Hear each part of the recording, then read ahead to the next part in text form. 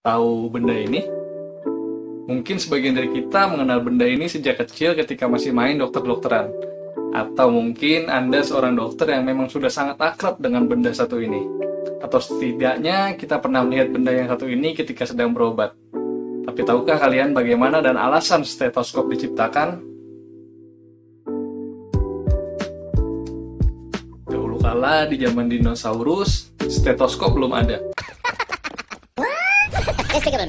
Barulah pada tahun 1816, seorang dokter asal Prancis yang bernama René Laennec berhasil menciptakan stetoskop karena rasa tidak nyamannya. Tidak nyaman.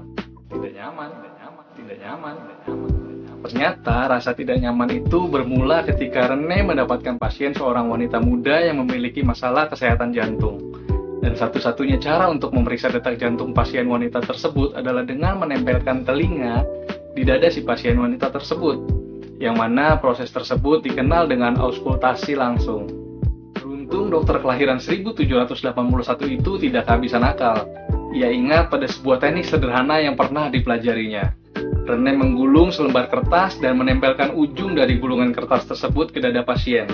Dan ujung yang satunya ia gunakan untuk mendengar detak jantung dari wanita tersebut untuk melakukan auskultasi atau proses mendengar suara dari tubuh pasien.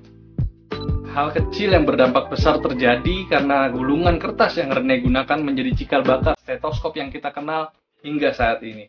René menyadari potensi dari apa yang ia temukan, karena dia dapat mendengar detak jantung pasien jauh lebih baik dari sebelumnya.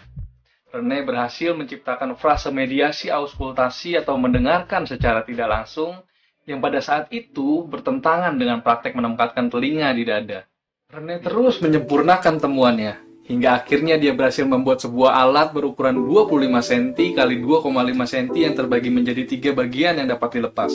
René kemudian menamai instrumennya stetoskop yang diambil dari bahasa Yunani stetos yang berarti dada dan skopos yang berarti pemeriksaan.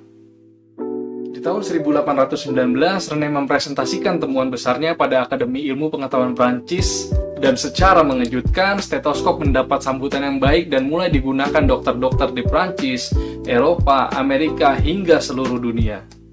Hingga akhirnya Goldingberg, dokter asal Inggris, menciptakan stetoskop yang lebih modern dan fleksibel dengan menggunakan selang. Tidak berhenti sampai di situ, stetoskop terus berkembang, hingga pada 1851 Arthur Lerard, dokter asal Irlandia, menciptakan stetoskop binaural pertama kalinya.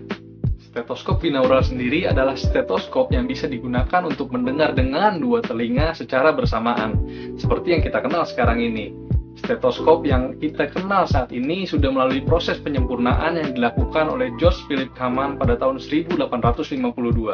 Sementara stetoskop elektronik pertama kali diproduksi pada tahun 1970-an dan masih terus disempurnakan.